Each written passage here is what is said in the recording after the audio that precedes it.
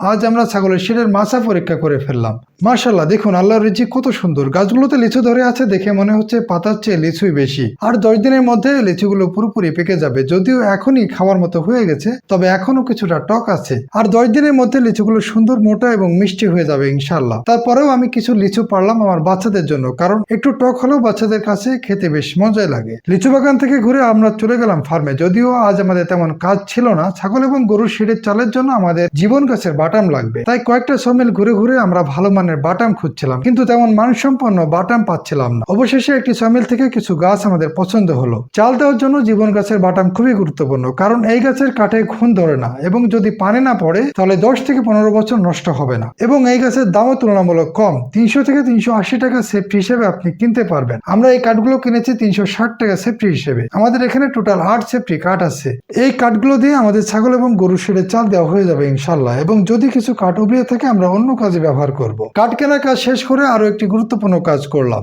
আজ আমরা ছাগলের শেডের মাছা পরীক্ষা করে ফেললাম। আমার এই শেড করার পরে আশেপাশে গ্রাম থেকে বেশ কয়েকজন সেটা দেখতে এসেছিলেন। এদের মধ্যে একজন ছিলেন উনি আগে থেকে ছাগল পালন করেন। উনি মাছা দেখে বলছিল, ভাই আপনার বাটামগুলো আর একটু ক্লোজ লাগাতে হতো, তা নাহলে বাচ্চা ছাগলের পা আটকে যেতে পারে। তবে আমি শিওর ছিলাম এমনটা হবে না। এরপরও আমার মনের ভেতর এক ধরনের অস্থিরতা কাজ করছিল। তার কারণে একটি বাচ্চা ছাগল নিয়ে আসলাম দেখার জন্য যে মাছায় আসলে পা আটকে যায় কিনা। ছাগলের বাচ্চাটা আমাদের নয়, পাশের বাসা থেকে নিয়ে এসেছি শেডের মাছা পরীক্ষা করার জন্য। বাচ্চাটাকে শেডের উপর দাঁড় করে রাখার জন্য ওকে কিছু পাতা দিলাম। ও পাতা খাচ্ছিল এবং শেডের মধ্যে হেঁটে বেড়াচ্ছিল। এবং আমরা ভালো করে লক্ষ্য করে দেখলাম যে না, কোনোভাবে পা আটকাবে না এবং পা আটকানোর কথাও না, কারণ আমরা নিখুঁতভাবে কাজগুলো করার চেষ্টা করেছি। এই মাছায় ছাগলের পাও আটকাবে না এবং ছাগলের মলমূত্রও আটকাবে না ইনশাআল্লাহ। আপনারা যারা নতুন ছাগলের শেড তৈরি কাজ করছেন, তারা যদি কাঠের বাটাম দিয়ে মাছা তৈরি করেন তাহলে অবশ্যই 6 সুতা পর পর বাটামগুলো লাগানোর চেষ্টা করবেন। মাছা পরীক্ষা শেষে আজ আমরা সিজনের প্রথম পাকা আমটাও খেয়ে ফেললাম। যদিও এটি উন্নত জাতের কোনো আম নয়, এটি আমাদের দেশীয় আটি আম। সিজনের প্রথম পাকা আম বলে কথা। মাশাআল্লাহ, আটির আম হলেও আমটি খেতে বেশ মিষ্টি ছিল।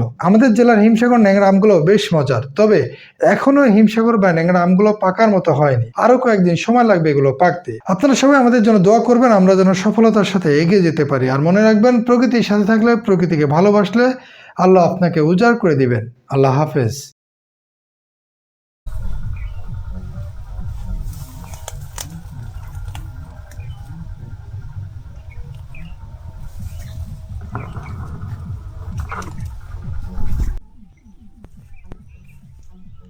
মানে বলে বেশ